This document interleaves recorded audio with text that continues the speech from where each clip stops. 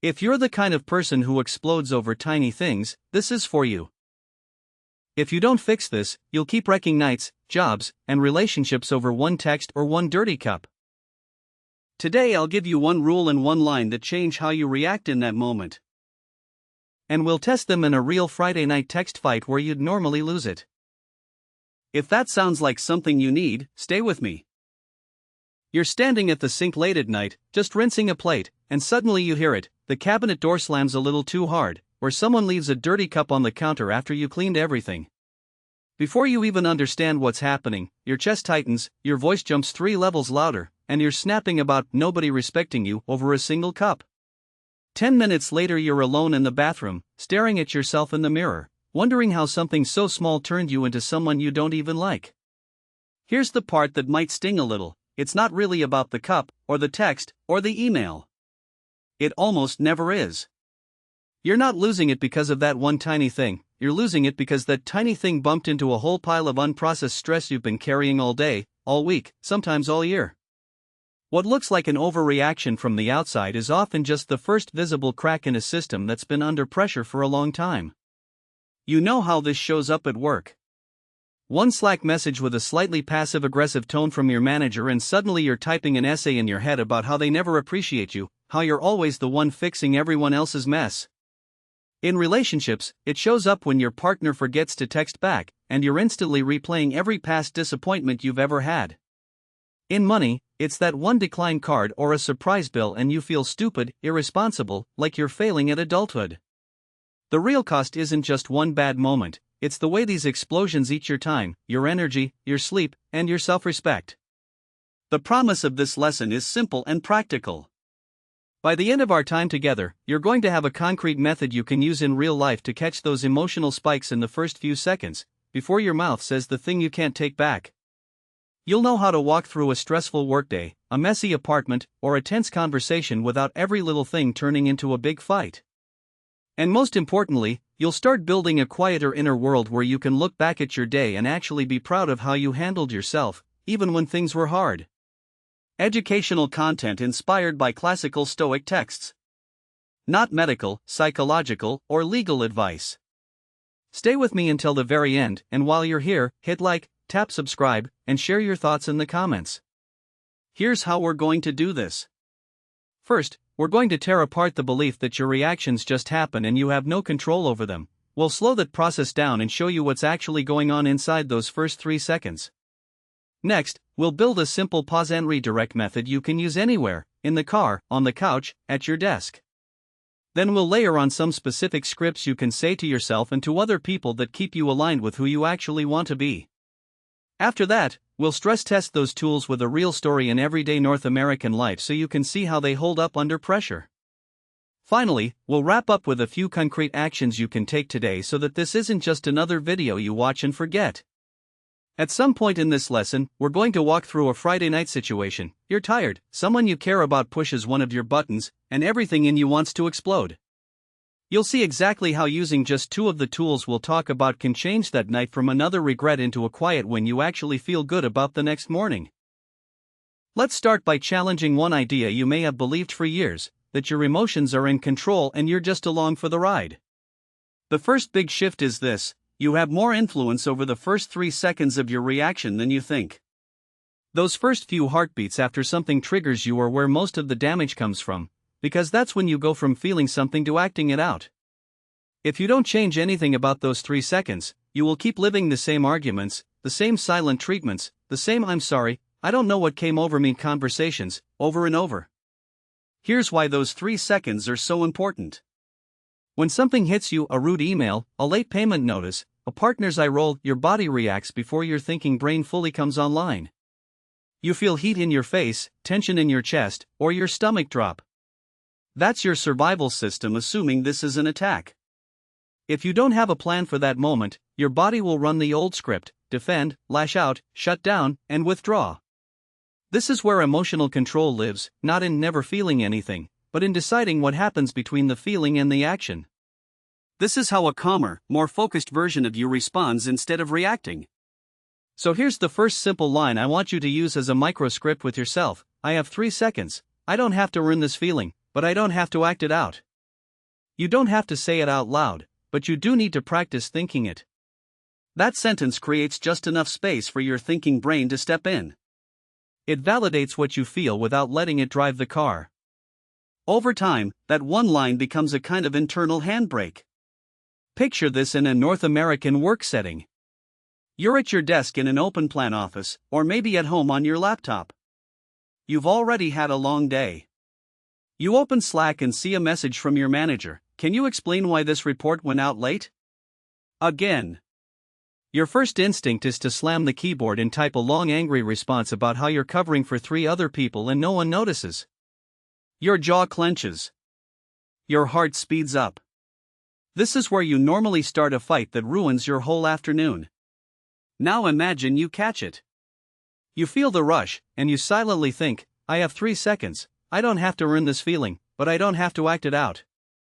You lean back, take one slow breath, and instead of firing off a paragraph, you write, I hear your concern. I can walk you through what happened and how I'm adjusting my process so this doesn't repeat. You still address the issue, but you don't burn the relationship to the ground in the process. Today's tiny action is this: pick one trigger that happens often. Maybe it's a tone someone uses with you, a certain type of notification, or a recurring bill you dread, and decide right now that the next time it shows up, you're going to practice your 3-second line. You're not trying to fix your entire emotional life at once. You're just proving to yourself that you can insert a tiny bit of choice into a moment that used to feel automatic. Keep that in mind, because later on, when we're in that Friday night scene, those same 3 seconds will be the difference between another blow-up and a quiet, calm evening. The next shift is about ownership. Instead of seeing your outbursts as random accidents, start seeing them as signals. The claim here is simple: every time you explode over a small thing, it's pointing at something bigger that you've been ignoring. If you keep treating every blow-up like it came out of nowhere, you'll never address the backlog of stress, resentment, and unmet needs that keep feeding those reactions. The stakes are high. If you don't start reading your reactions as data, you'll stay stuck in a loop where the same themes keep coming up in different arguments, and nothing really changes. Think about why this works. Your emotional system is like a dashboard. When a light flashes, it's not the light that's the real problem, it's what the light points to. An angry reaction about dishes in the sink might be pointing at feeling unsupported in the relationship. Snapping at a coworker about a small mistake might be pointing at feeling overworked, underpaid, or unappreciated. When you treat your reactions like pure bad behavior with no meaning, you either shame yourself or blame everyone else. But when you treat them like signals, you step into the role of investigator, not judge. You start asking, what is this really about, instead of, what's wrong with me? Here's the line I want you to practice when you feel that spike coming on or right after it happens. This reaction is a clue. What is it trying to show me? It's a gentle, curious question. It doesn't excuse hurting people, and it doesn't let you off the hook. But it shifts you from I suck at controlling myself to something in me is waving a flag. I need to see what it's pointing to. That's a completely different internal posture. Let's put this in a North American home setting. You come home from a long day. Your roommate or partner is on the couch, half watching a show, half scrolling, and the apartment is a mess. You see wrappers on the coffee table, shoes in the hallway, and dishes on the counter. You've asked about this before. You feel your temperature rise, and you're about to launch into a speech. Do you even care? Am I your maid? But instead, you pause and use the line, this reaction is a clue. What is it trying to show me? You realize, under the anger, there's this tired voice saying, I feel alone in this. I feel like everything is on me. Instead of screaming about the mess, you say, hey, I'm feeling really overwhelmed with the house stuff. I need us to talk about how we're splitting chores, because right now it feels like it's mostly on me. Same situation, different level of conversation. Today's tiny action is to go back to one recent blow-up you had, maybe this week, maybe last month, and replay it with this question. Don't rush. Close your eyes if it helps. Ask, if that reaction was a clue, what was it pointing at? Was it about feeling disrespected, unseen, overworked, scared about money, afraid of being alone? Write down the first honest answer that comes up. You're not doing this to wallow, you're doing it to start seeing patterns. Hold on to this habit of turning reactions into clues, because later, in that Friday night scene, we're going to use this same question to change what happens next. Now let's get even more practical. One of the biggest sources of emotional blowups is what happens with messages, texts, emails, DMs. The claim here is this: if you respond to emotionally loaded messages instantly, you will almost always regret at least part of what you send. The stakes are obvious. One reactive text can damage trust, escalate conflict, or even affect your work opportunities in ways you can't easily undo. You've probably already lived this. You fire off a long message, hit send, and immediately feel that drop in your stomach. Why is this such a trap? Because your phone is designed for speed, not wisdom. Notifications hijack your attention. When a message carries emotional charge, a breakup text, a complaint from a client, a family guilt trip, it doesn't just give you information, it triggers a whole story in your head. Your nervous system reads it as urgent, even if it's not. Your thumbs are right there, and before your better judgment shows up, your old patterns do. One of the most powerful forms of emotional control is simply deciding that you don't give your thumbs the right to represent you when you're flooded. So here's the exact line I want you to use for emotionally loaded messages: I've read this. I'll respond when I've had a chance to think it through. You can tweak the wording to sound like you, but keep the structure: acknowledgement plus delay. When you send something like that, you're not ghosting or stonewalling, you're clearly stating that you're pausing. That protects the relationship and your self-respect at the same time. Picture a North American scenario: you're co-parenting with an ex, and you get a long, angry text about a pickup time, accusing you of being selfish, unreliable, or not thinking of the kid. Your pulse jumps. You can feel your fingers itching to start typing, line by line, defending yourself and throwing old mistakes back at them. Usually, this would turn into a text war that ruins your entire evening and leaves you emotionally hungover the next day. This time, you stop. You breathe. You type, I've read your message. I'll respond when I've had a chance to think it through and look at our schedules. Then you put your phone down and walk away. You haven't let them win. You've protected your ability to answer like the parent you want to be, not the wounded version of yourself that wants to fight. Your tiny action here is to set a personal rule: for the next 24 hours, you will not respond to any emotionally charged message in less than 30 minutes. That's it. If something hits you hard, you send a short delay line if needed, then you set a timer and step away. Go for a walk, wash a dish, take a shower, and do anything but keep staring at the screen. Later, when your body has calmed down, you can decide what you actually want to say. This small delay is going to be one of the key tools you see in that Friday night moment we'll walk through, so start practicing it now. Another huge source of those "why did I explode like that" moments are physical and mental depletion. The claim here is this: if you regularly let yourself run on empty, your emotional reactions will always be louder than the situation requires. When you're exhausted, hungry, overstimulated, or mentally fried, every small inconvenience feels like a personal attack. If you keep ignoring your limits, you're not just being hardworking or selfless, you're also setting yourself up to hurt people you care about. Let's break down why this happens. Your ability to regulate your emotions isn't a willpower thing, it's a resource thing. Think of it like a battery. Every decision, every minor stress, every problem you solve takes a little bit of charge.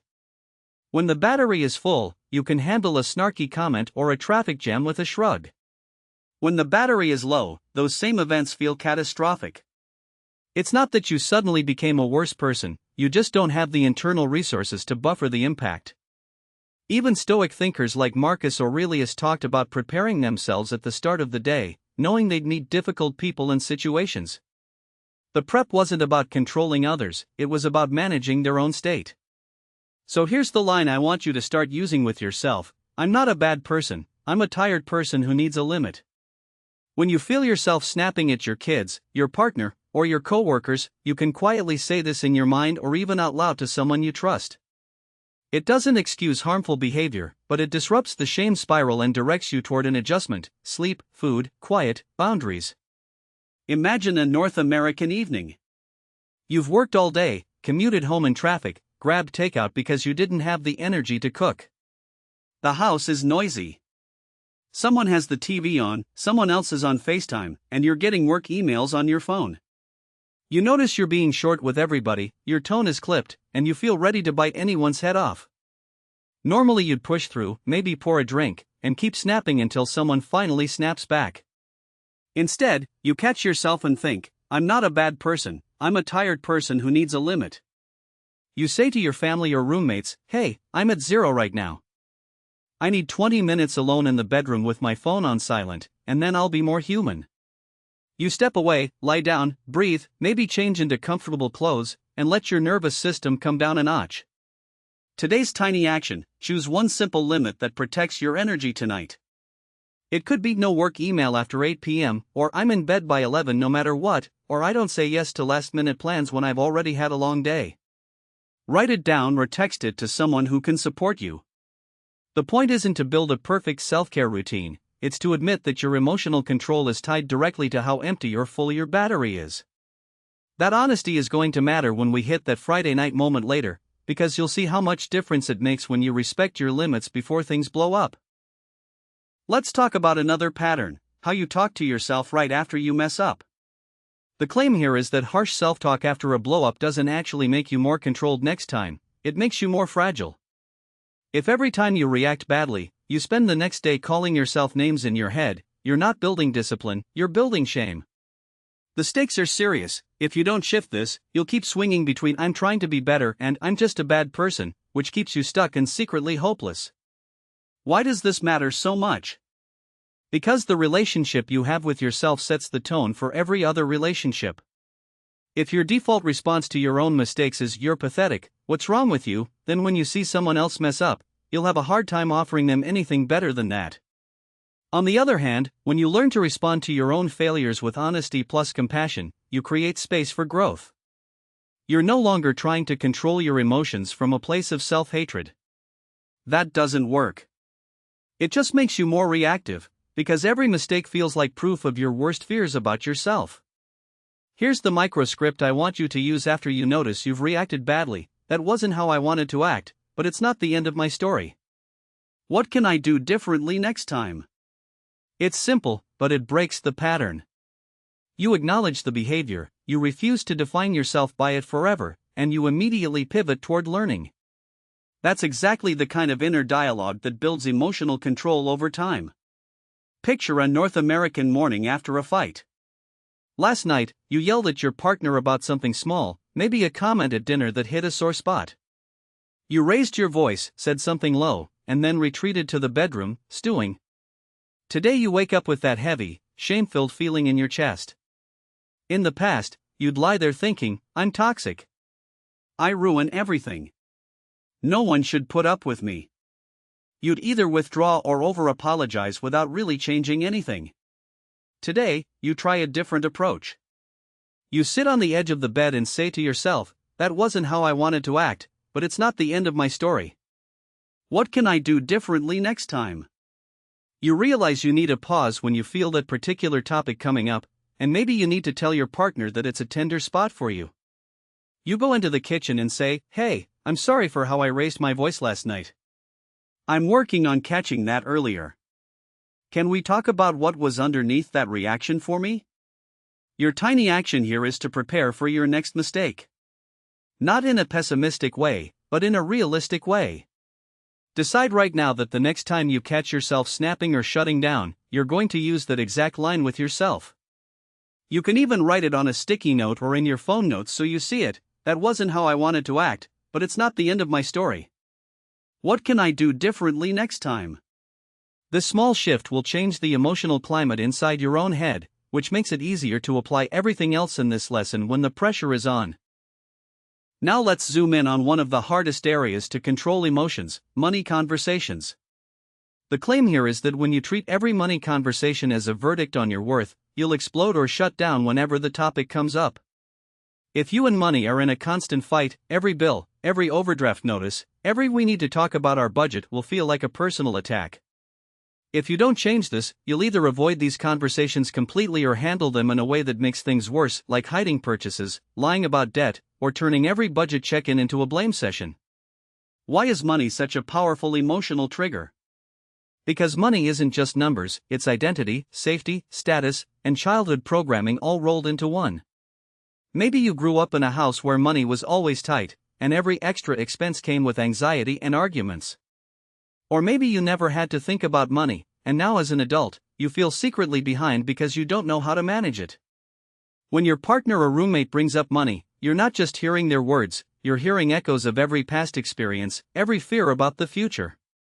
Your emotions flood because the stakes feel existential. Here's the line I want you to use whenever a money conversation starts to heat up: we're not fighting each other, we're facing a problem together. Say it to yourself first. If it feels right, you can even say it out loud in the conversation. It reframes the moment. Instead of seeing the other person as your opponent, you reposition both of you on the same team, looking at a shared challenge. That one mental shift can lower the emotional temperature enough to stay in the conversation without exploding.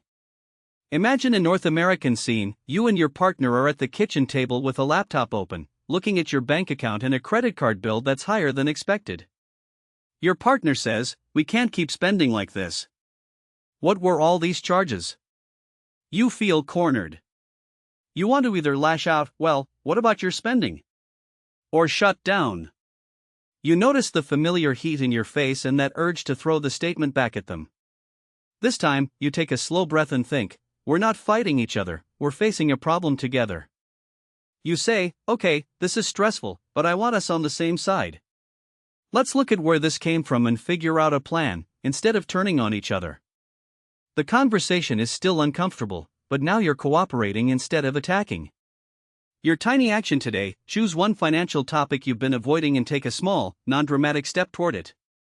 That might mean logging in to check your balance, opening a bill you've been putting off, or sending a text to schedule a time to talk about shared expenses. Before you do it, repeat, "I'm not fighting myself, I'm facing a problem."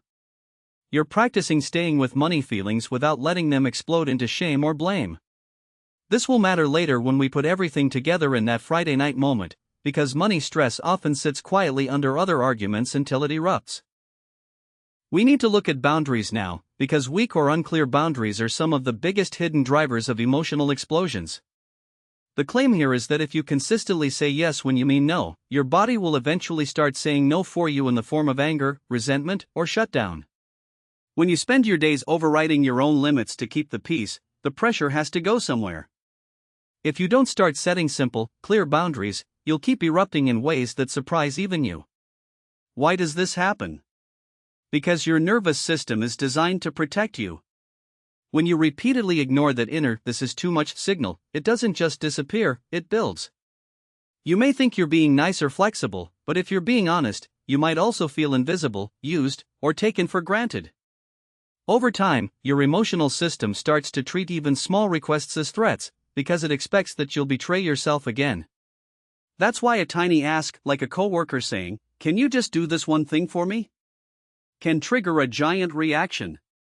Your body isn't reacting to that one ask, it's reacting to the whole pattern. Here's the microscript I want you to practice: "I want to help, but I can't take that on right now."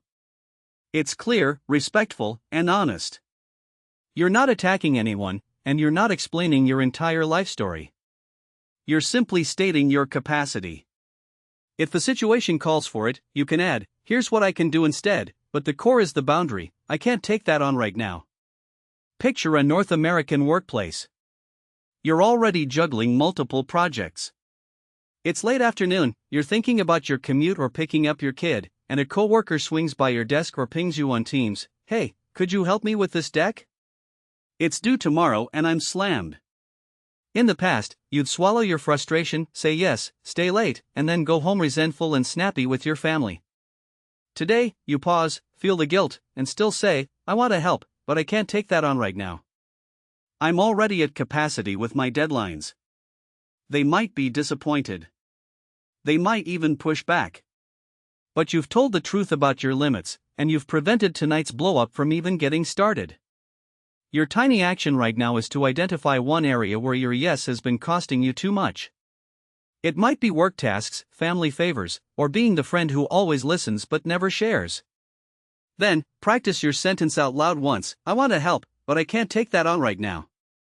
You don't even have to use it today if the moment doesn't come. But the next time someone asks you to stretch beyond your honest capacity, you'll have the words ready instead of waiting until you're so overwhelmed that you explode over something small. There's one more pattern we need to talk about before we bring everything together: how you handle other people's emotions when they're upset with you. The claim here is that if you take full responsibility for how everyone around you feels, you'll live in constant anxiety and your own emotions will swing wildly with theirs. When someone is disappointed, angry, or distant, you'll instantly assume you caused it or you have to fix it right now. If you don't change this, you'll keep reacting to other people's moods instead of responding from your own values. Why is this so draining? Because you're trying to do an impossible job, controlling someone else's internal world. You can influence, you can care, and you can repair when you mess up. But you cannot manage someone's entire emotional life. When you try, you become hyperalert to every tone and facial expression. A sigh becomes a crisis. A short text becomes proof that you've done something wrong. Your system stays on high alert, and that kind of constant scanning leads to emotional snap points. You suddenly bark, "What's wrong with you?" or "Why are you always mad?" when maybe they were just tired. Here's the line I want you to keep handy: their feelings are real, but I don't have to absorb all of them. That doesn't mean you ignore them or become cold. It means you acknowledge that what they feel is theirs, and what you choose to do is yours. You can show care without drowning in their emotional state. Imagine a North American scenario: your partner or roommate comes home clearly in a bad mood, quiet, short answers, heavy sighs. Immediately you feel your body tense. Your brain starts racing. Did I do something? Are they mad at me? Do they think I'm not doing enough? In the past, you might have reacted by snapping, "What's your problem?" or by bending over backward to fix everything for them, getting more and more anxious. This time, you notice your own reaction and think, "Their feelings are real, but I don't have to absorb all of them." You say, "You seem like you had a rough day.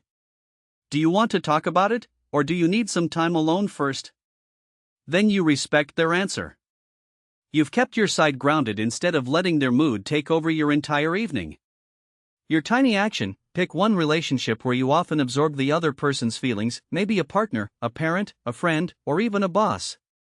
Today, decide one small boundary you'll hold in that dynamic. For example, if they're in a bad mood, I'll offer support once, then give them space instead of asking them every 10 minutes if they're okay. This doesn't mean you stop caring. It means you stop letting your emotional state live and die by someone else's. Now let's pay off that Friday night moment we've been pointing toward and see how all of this comes together in real life. It's the end of a long week in a North American city.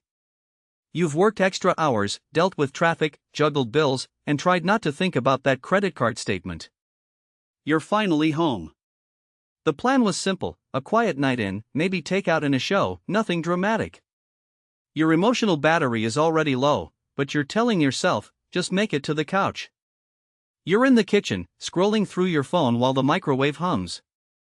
A notification pops up, a text from someone close to you, maybe a partner, maybe the person you're seeing. It says, "Honestly, sometimes it feels like you don't care about this relationship as much as I do." No emojis. No softening. Just the line. Immediately, your chest tightens. Old stories surge up: "I'm never enough. I always mess this up. Here we go again." A second notification comes in: "You never listen when I try to tell you how I feel." You can feel heat building in your face. This is usually the moment you explode, either by sending a long, defensive message or by firing off something sharp and cold like, "If I'm so bad, why are you even here?" For a second, you're right on the edge. Your thumb hovers over the keyboard. That familiar flood is there. But tonight is different, because you've been practicing. In the middle of that rush, you catch one thought: "I have 3 seconds, I don't have to earn this feeling, but I don't have to act it out." You actually pause. 1, 2, 3. You lock your phone, set it face down on the counter, and put both hands flat on the cool surface. You feel trapped between the urge to defend yourself and the fear of being abandoned. Instead of picking up the phone, you take a slow breath and say out loud, "This reaction is a clue. What is it trying to show me?" At first, all you feel is anger. How dare they say you don't care? You've been working, paying bills, trying to manage everything. But underneath the anger, you notice something else: fear. You're terrified of losing them, of not being seen, of being misunderstood. You realize that when you get this scared, you wear anger like armor. Without judging yourself, you quietly say, "That wasn't how I wanted to act in the past, but it's not the end of my story. What can I do differently this time?" You know one thing you can do: not text back right away. You pick up the phone, open the thread, and type, "I've read your messages. I care about this, and I want to respond when I've had a chance to think it through. Can we talk about it in a bit?" You hit send. Your heart is pounding, but you've bought yourself time. You set a 30-minute timer and step away from your phone. You remember your limit from earlier, you're exhausted. You walk to your bedroom, close the door, and lie down for a few minutes. You tell yourself, "I'm not a bad person, I'm a tired person who needs a limit." You let your body come down from high alert. While you're lying there, you think about money stress, the long week, the chores you've been carrying. You see how all of that was sitting under the surface before that text even arrived. You can feel how easily you could have blown everything up if you'd reacted from that raw place. When the timer goes off, your breathing is slower. Your thoughts are clearer. You're still emotional, but you're not flooded. You pick up your phone and craft a response that sounds like the person you're trying to become, not the person you're trying to outgrow. You type, "When I read your first text, I felt defensive because I've been stressed and tired, and part of me feels like my effort isn't seen. But I hear that you're feeling like I don't care, and that matters to me. I want to understand more of what you mean, and I also want to share what's been going on for me. Can we talk about it on the phone or in person instead of over text?" You send it. There's a pause. The reply comes, "Yeah, I'd like that. I didn't mean to dump it all on you by text. I just got in my feelings." You look around your apartment. The sink has a few dishes, the mail pile has bills in it, and your body still feels worn out. None of that magically disappeared. But something did change. You protected the relationship from a blow-up. You protected yourself from another night of saying things you'd replay for days. You kept your side of the street clean, not by being perfect, but by pausing, asking for space, and responding from your values instead of your fear. As you sit down on the couch, you feel something small but real: relief. You just lived out emotional control in a moment that used to own you. That's the kind of win that quietly rewires your sense of who you are. At its core, this whole lesson has been about one big shift: moving from being dragged around by your emotions to walking alongside them with intention. It's not about becoming a robot who never feels anything. It's about learning the difference between reacting from old patterns and responding from a calmer, clearer version of yourself. When you make that shift, the small things that used to hijack your entire day become signals you can work with instead of storms that control you. We started by looking at that sink moment, that Slack message, that late-night kitchen scene where you explode over something small and then feel awful about it.